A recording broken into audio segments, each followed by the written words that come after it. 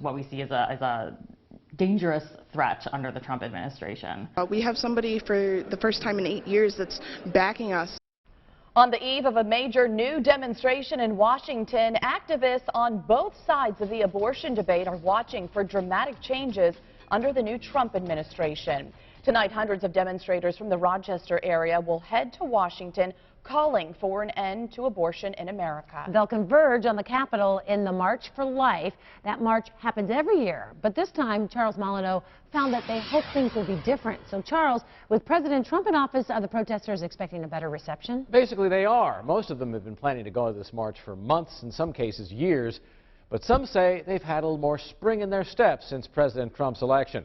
The march observes the anniversary of the 1973 Roe v. Wade Supreme Court decision, which legalized abortion nationwide and has touched off fierce debate ever since. It's for mothers, children, it's for everyone, really.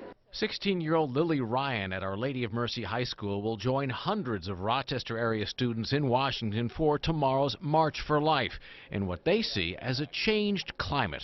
A lot of other voices that have been pushed down will be heard this year because it is a new side, a new perspective, and this president is pro-life. We have somebody for the first time in 8 years that's backing us. We have hope.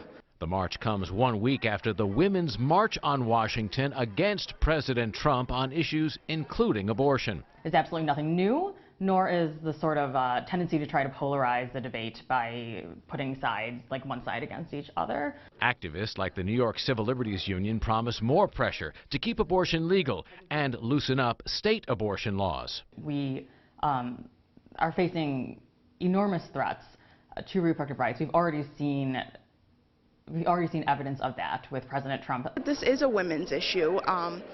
3/4 of all children aborted are women, so that is a huge issue.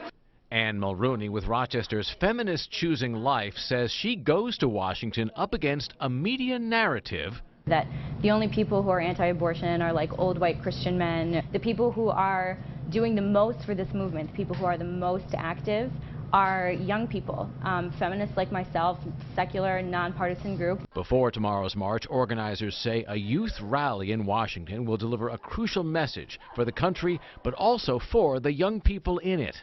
Today in this culture, so many kids feel alone, I think, in their beliefs and in their feelings, and this will be a way that kids can really come together and come alive and feel that we are united in this issue. Some participants in tomorrow's march are on their way from Rochester to Washington already. Most plan to leave later this evening. The youth rally before the march will start early tomorrow morning at the Verizon Center in D.C. Jennifer? All right, Charles.